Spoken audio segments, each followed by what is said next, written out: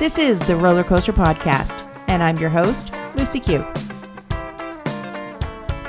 Life is a wild ride. It has twists and turns. It's scary, exciting, and downright fun. So throw your head back, arms in the air, and come along with me for the ride.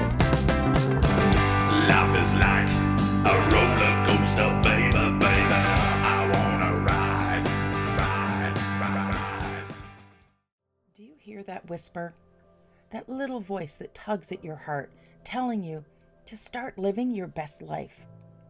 If that sounds like you, then now is the time to join Nectar Growth. It's the only place online where you can connect with and learn from great coaches with different areas of expertise. Why live another day not believing that you're enough, not seeing all that is possible for you? Why live another day dimming your own light? Nectar is the perfect place for you to discover the real you and uncover who you're meant to be. Life is a journey that we are not meant to walk alone. Nectar gives you a nurturing and supportive community to walk with you on your journey. Start living your best life and see what is truly possible. Come join us at nectargrowth.com. You know you're worth it.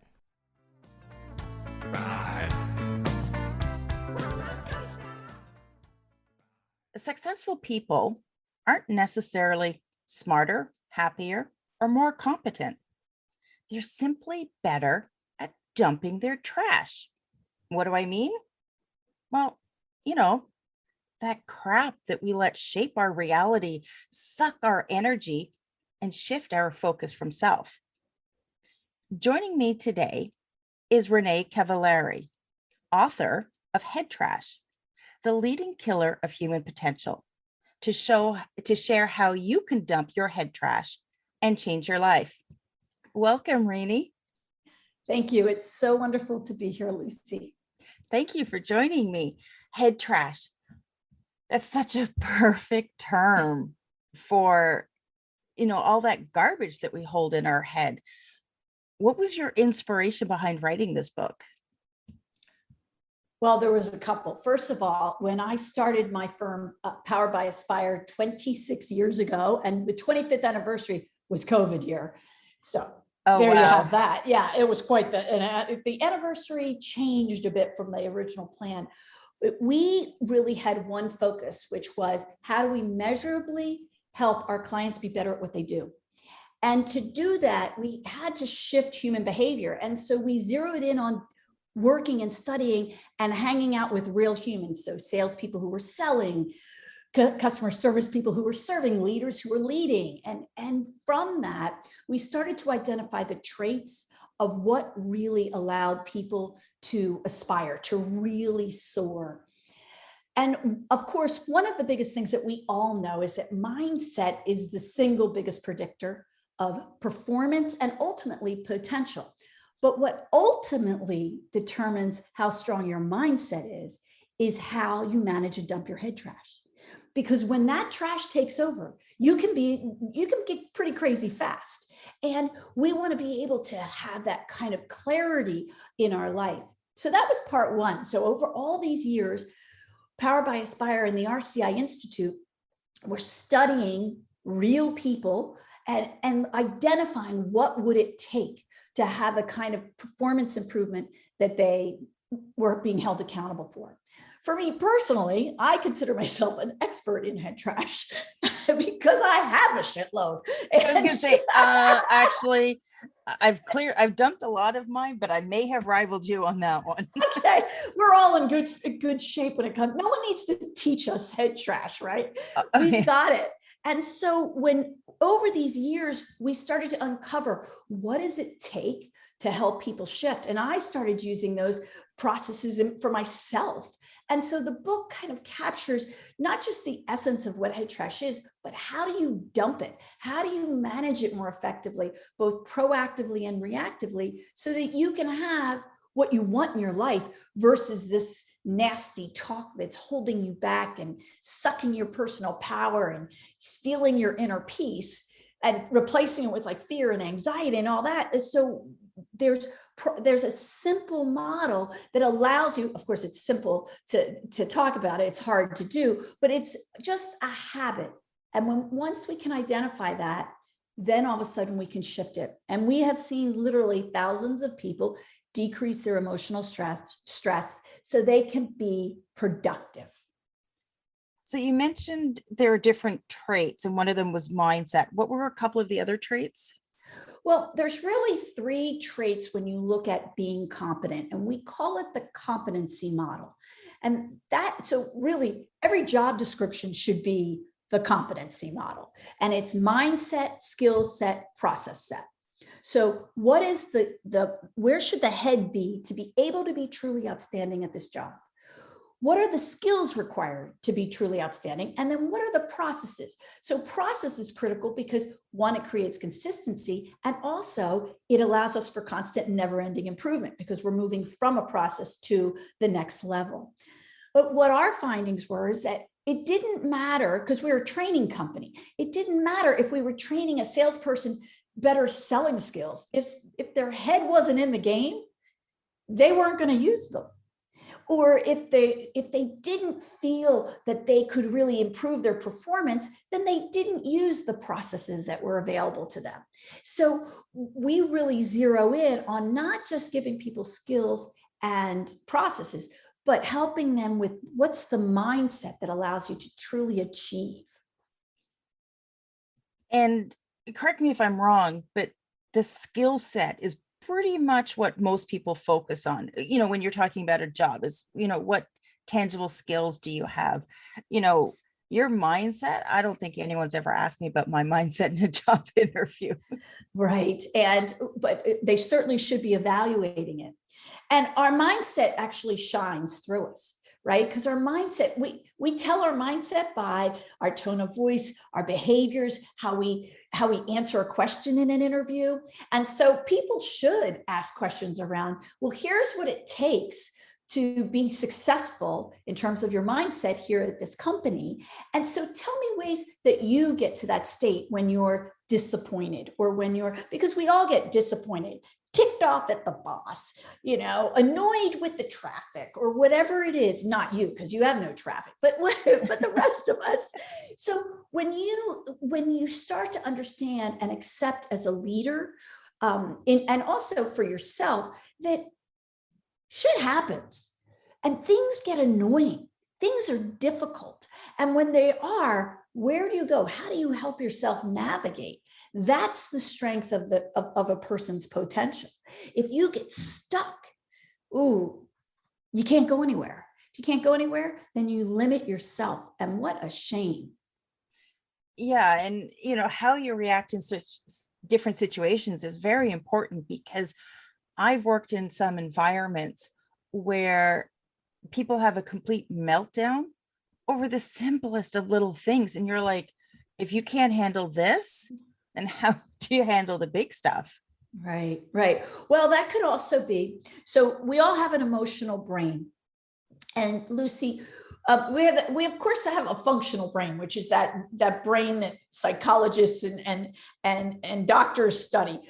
We focus on what we call the emotional brain, and the emotional brain has 2 sides: the disconnected side and the connected side. So the goal of life is to spend as much time as possible on the connected side. That's where creative thinking and problem solving and collaboration and feeling good about yourself and positivity, all of the yummy stuff, lives on the connected side. On the disconnected side is where fear lives, worry, anxiety. The problem is on the connected side, right? The challenges of life are on the connected side. The fact that people tick you off is on the connected side. On the disconnected side. So what we want to do is understand that in our life, we have beliefs that shape our connected and disconnected side, but we have perspectives. We also have imprints. So sometimes the person who can't get over a little thing, we might have triggered an imprint that's a big thing for them. So for you and I, it feels like a little thing. And yet for them, it's a trigger that goes back to something they experienced in their life that they've never learned how to navigate. And that's where that head trash becomes so powerful. The reaction becomes so powerful. And as leaders, whether we're leaders in business or leaders at home, it doesn't matter. We want to help people navigate that so they can keep perspective. I see. Okay. So how do we begin to identify those little pieces of garbage in our head and start to duck them? Or is it little pieces, or is it just like one big old garbage can full? Okay. So it's both. Sorry. Everyone's like, way to make it easy. Yeah. Do you have a pill for this? Darn, I don't. It's not, there's no supplement you can actually take. Though, there are probably some supplements that help with stress. But here's the thing, is that we all have head trash, and we all have varying degrees of head trash. And so what we need to learn to do are things that help us proactively get into the connected side of our emotional brain. I'll get to the reactive things, like, you get in a car accident and you want to go crazy on the person. That's a reactive moment. First, I'm going to talk about what is it that allows you to put yourself in the space of being on the connected side. So some people, you get up, you watch the news, and the news annoys you. It's probably not making you live in the connected side. It's triggering discomfort. That's the disconnected side. So you want to look at your habits. What are the habits that serve you, and what are the habits that do not serve you? So for me, like, I get up in the morning, I like to meditate. I like to do my yoga. This is just my thing. Some people like to jog. Like, the only time I run is if you're chasing me. Outside of that, agreed. Not happening. I'm like, it's not a pretty sight. It's not a pretty sight. I don't dig weights, but some people just totally dig the gym. Other people might garden in the morning, and it brings them a sense of fulfillment. And actually, in the book, we did a study of over 1,000 people and asked them, what are the things that bring your stress level down? They don't have to bring you full out joy, but you notice that when you're doing them, they bring your stress level down. And so when you can identify them, and in the book, we actually identified 29 of them. They were the most frequently answered. So you can take any of those, and if none of those work, then you can pick your own 2 or 3 that allow you to start your day on the connected side of your emotional brain. One thing I do every single day, it's so easy to do, is I have a word of the day. And in the morning, I literally write down my word of the day. Like today, I have, your podcast. I have a keynote this evening. I hope that my word of the day is inspire, because that's all I can do. I hope I can inspire people. I can't change anybody. I can't motivate anybody, but I can potentially, if I do my job, I can inspire people. Now, other days it's productive. If I have an article due, it's creative. So there's a ton of words, and it's by setting that intention that you put yourself in the connected side of your emotional day. You wouldn't say, oh, my word of the day is bad. That's like, who would say that? Because when you set yourself up like that, what are you going to get? You're going to get bad. That's why when people say it's going to be a bad day, I'm like, okay, now it will be. I'm out of here, because I don't need to watch this storm. So those are the little things that we can do to put ourselves proactively every single day. Also, sleep. We all hear about sleep, but I got to tell you, when I get good sleep, I'm different than when I get lousy sleep, especially a couple of days in a row. And so I have to do things to make sure that I get the sleep I need, because then I wake up in the connected side of my emotional brain. If I'm exhausted, then I have less patience. Low patience is on the disconnected side. I have less agility. And so all of a sudden you start to realize if you always think of your brain as a circle and you put a line down the middle of it, the left side is disconnected, the right side is connected, and you want to find everything you can do throughout your day to be in the connected side of your emotional brain. Ultimately, that's where success is, because success is also joy.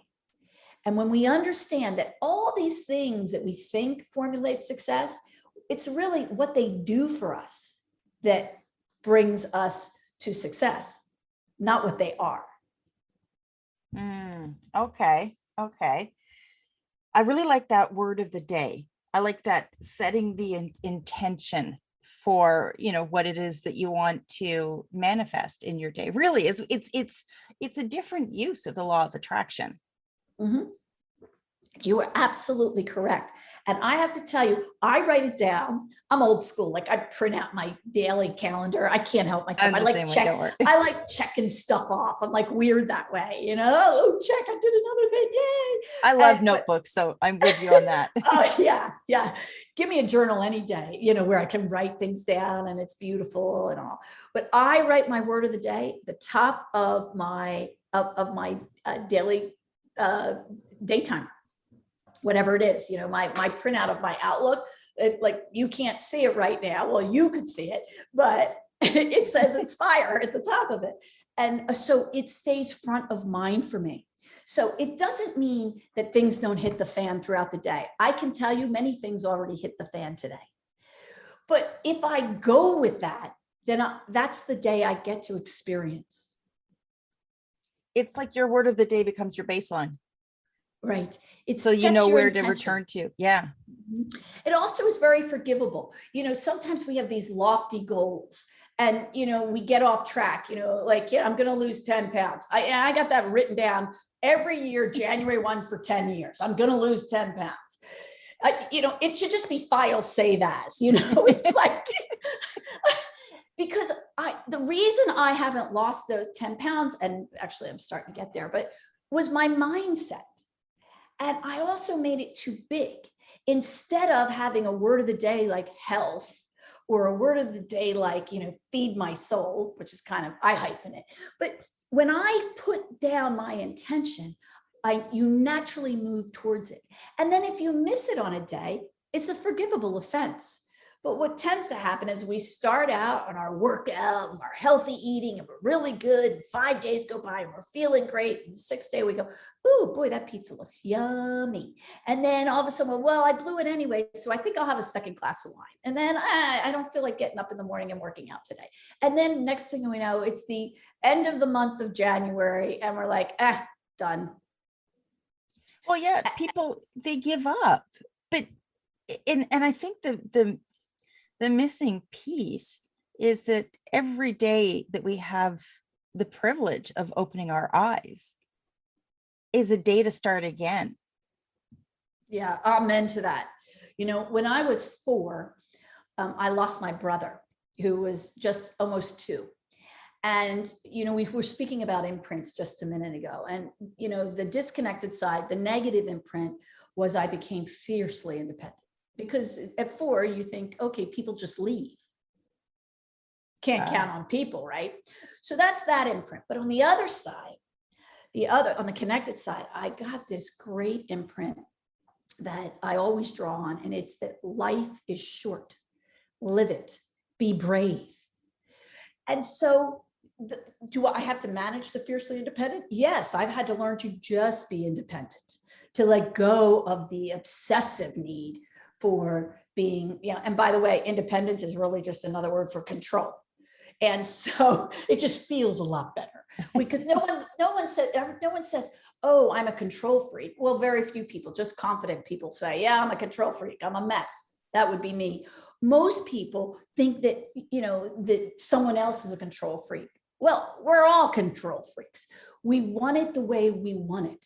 Well, it's your life and you're entitled to have it that way, but how you experience it. And so for me, it was an understanding that the ferociousness of it was just my fear leading it versus being an independent thinker and an independent participant is much different.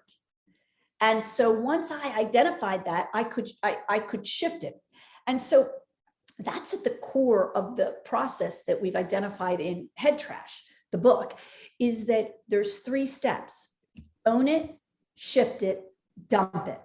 And so when I was able to identify this need for fierce independence and how it was holding me back, then I could get motivated to explore that, and I could start to shift it and find places that I could shift it. And then the new habits started. And questions like, who do I want to be right now? Which is an important part of shifting. It's the quality of our life, Lucy, is about the quality of the questions we ask ourselves. This is really important because it's not the question, well, why should I be fiercely independent? It's the question of who do I want to be right now?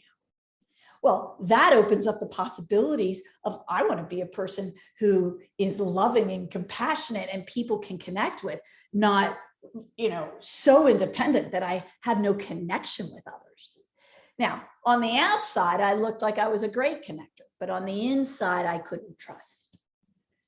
And so ultimately, you're in the cover up. We're all in the cover up. But when you learn that you don't have to be in the cover up, you just have to learn how to manage that icky part. And do I do it all the time?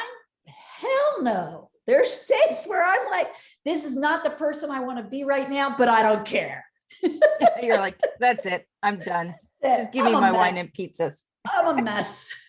Yeah. Your 3 steps, the own it, shift it, and dump it. I can see that can be applied in many different areas of our life. And what came to mind for me was, at the time, I don't even know if you had the book written then. It was 5 years ago, so I'm guessing not. But I hit a crisis point. And, I call it scraping the bottom of shit barrel. And it was in those dark moments that I realized that I was there because of my choices. Mm-hmm. So that was owning it. And I shifted it by asking myself, if I don't want to be this person, then who do I want to be? And that was the first time I gave myself permission to actually explore that side of myself. Unfortunately, I was 45 or 44. Fortunately, I was 44, 45. So it can happen at any point of our life. Mm-hmm. And the process of dumping it, that has been part of the journey over the last 5 years, because it's, at least for myself, it's not at the beginning when you're going through this process, it's not easy to let go of all of that crap that you've been carrying around for all of these years. So the dumping it, it's almost, you have to pick up one piece of garbage at a time and get rid of it. But now, after lots and lots and lots of inner work, when something comes up, I can automatically move through those 3 steps, because it's a muscle that I've been able to exercise. It's something that I've grown. And, the way you look at challenges and obstacles becomes very, very different. Yes, absolutely. Well, first of all, congratulations. Thank you. Because change is hard.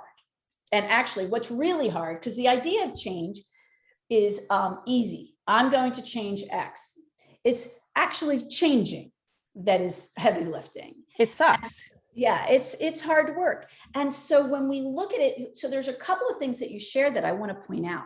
So one thing is, like, I remember I was in this relationship and it had been going on for 7-8 years. I was never going to marry this person. I knew I wanted to get married. I was just being lazy. I was waiting for them to do one more dumb thing. Like it was like ridiculous. And I kept kind of vacillating in it. And then when I started to understand, like, what was my part in that relationship? What am I up to here? I got out of my deception and when I owned it. But then I started asking myself questions like, well, what's the first thing I need to do to have what I want? That's a great question, right? Or when I am dealing with a difficult situation with another person, I literally ask the question, how can I help you? Because it moves them. Because the other cool thing about own it, shift it, dump it is, as a leader, you can do that work with someone else and they don't even know it, because you help them move through to the questions that will serve them, those high quality questions. And then for me, ultimately, what the beauty of that situation that I was in is that I started to decrease my emotional stress, because I was like, this isn't really effective. It doesn't bring me a lot of joy, this relationship. What am I doing? And I was afraid to leave, right? Afraid to stay, afraid to leave. No man's land. So as I decreased my emotional stress, I started to be able to become clear about what I wanted next. And then I could take productive action. And it's productive action that actually allows you to dump it. And that's what happened for you in your story. You started to do things that were a little bit different than before. And that started to give you momentum.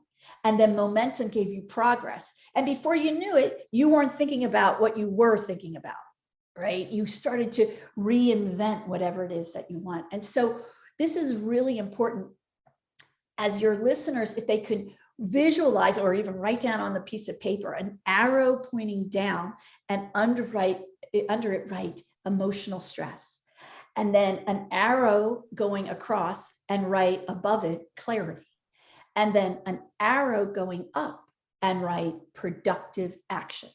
That's the model. What happens is own it, shift it, dump it creates that for you. But just saying you have high emotional stress to a person who has high emotional stress, they're like, that's throwing gas on the fire. Right. It's not like I go, oh, thank you so much for your help. Like, that's crazy. And after going through it, life itself became so very different. And it continues to evolve to the point where there are some days that I'm just blown away by what I'm attracting into my life. The me sitting there 5 years ago at the bottom of that barrel, she would never have believed who I am today. Yeah. And it just goes to show how important it is to find the courage and do the hard work. Well, I suspect actually she did believe. She just needed to clear out some head trash so that she could hear, because your potential didn't change a bit, Lucy. Your gifts didn't change. They're there.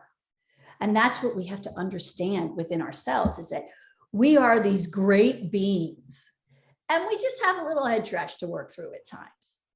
And for most of us, it's every single day.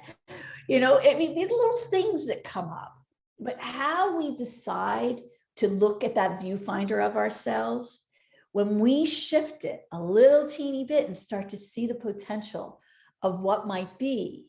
And that's why you created what you created. And I must have built one heck of a wall of garbage around me.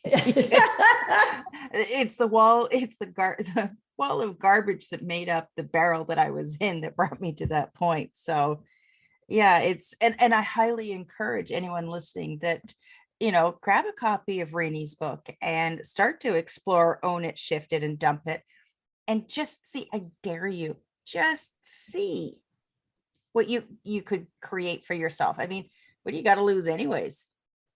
Sure, it's been 5 years of hard work, but those 5 years were going to pass anyways.